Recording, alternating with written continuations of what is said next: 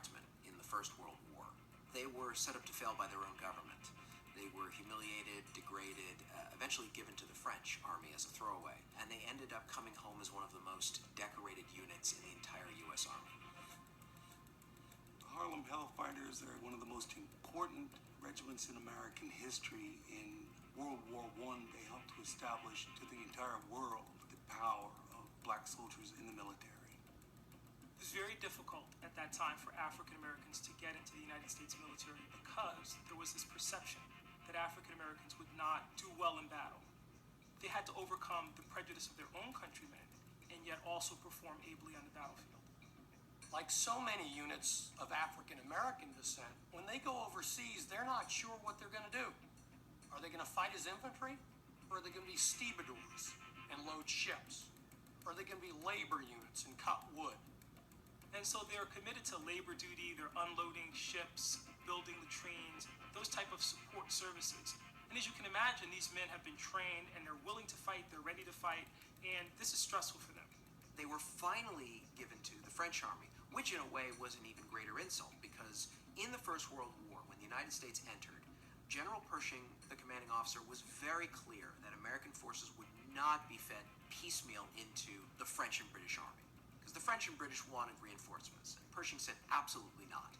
When Americans join this war, they will fight as an American force under an American flag led by an American general. ...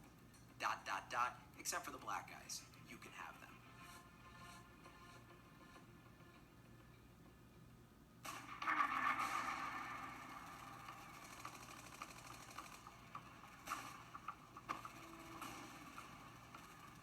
Henry Johnson is perhaps one of the most remarkable black military heroes in U.S. history. And he found himself in no man's land with Private Needham Roberts manning a listening post. And Needham Roberts hears click, click, click. He realizes somebody's cutting the wire. It's potentially a German raid.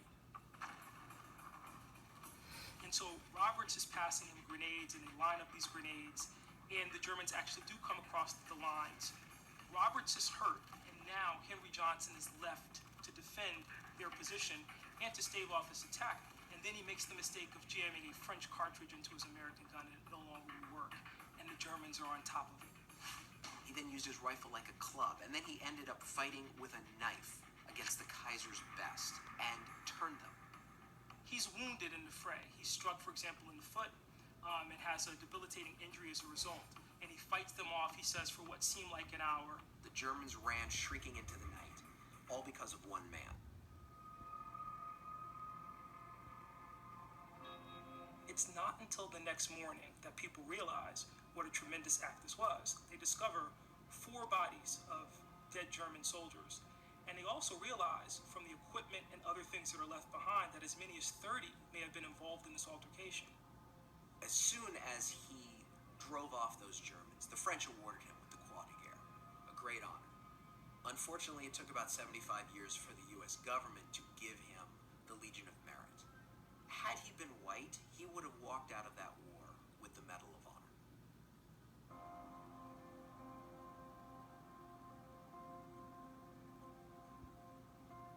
What was so shocking to me when I began to research the story of the Hellfighters was that after they had performed so magnificently in combat, the United States government actually sent a memorandum to the French government, essentially implementing Jim Crow, essentially saying, don't give them some notion that they are equals, because we don't want them taking that notion back to the United States and demanding equality.